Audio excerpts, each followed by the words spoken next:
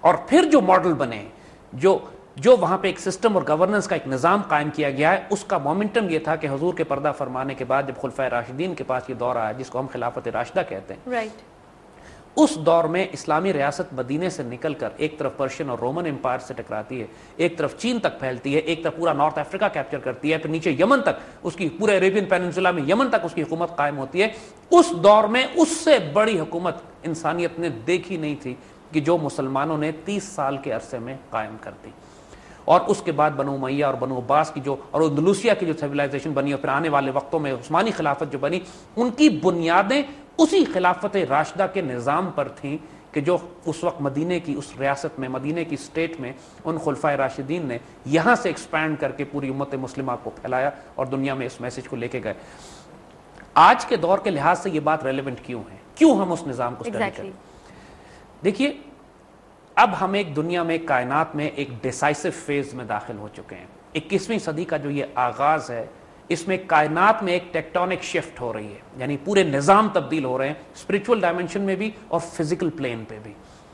کفر نے جو اپنے نظام قائم کیے تھے 20ویں صدی کے آغاز میں, جو انہوں نے پہلی مرتبہ فیڈرل ریزرو بینک کے قیام کے بعد ایک کیپٹلسٹ اکنامک ماڈل قائم کیا, ساتھ اس کو پولیٹیکل ڈیموکریسی قائم کی, اس کے مقابلے پہ ایک کمیونسٹ اکنامک ماڈل اور ڈکٹیٹرشپ کا ایک نظام دیا, اور پوری دنیا کو 2 پولز میں تقسیم کیا,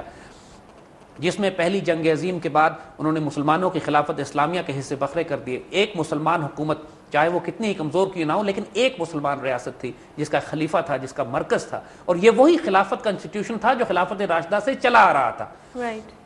خلافت کا جو انسٹیٹیوشن ہے مسلمانوں کا, یہ ہمارے دین کا مین سٹریم ایک کانسیپٹ ہے. یہ کوئی اب نارمل کانسیپٹ نہیں ہے, یہ وہ تصور نہیں ہے جو ریڈیکل فنیٹک مسلمز کا کانسیپٹ ہو, دہشت گردوں کا تصور ہو. 1400 سال میں کوئی وقت مسلمانوں کے دور میں ایسا نہیں آیا کہ جب خلافت کسی نہ کسی شکل میں, چاہے وہ پولیٹیکل آرڈر کی شکل میں ہو,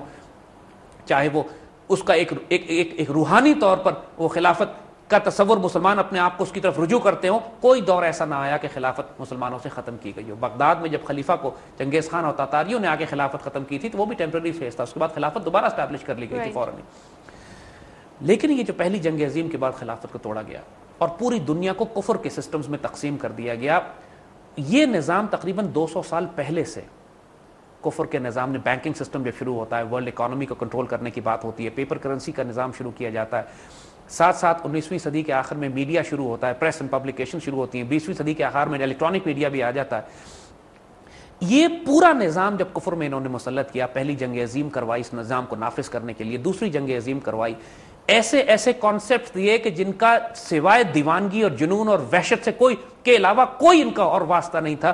Darwinism, liberalism, secularism, freedom of speech, women liberation,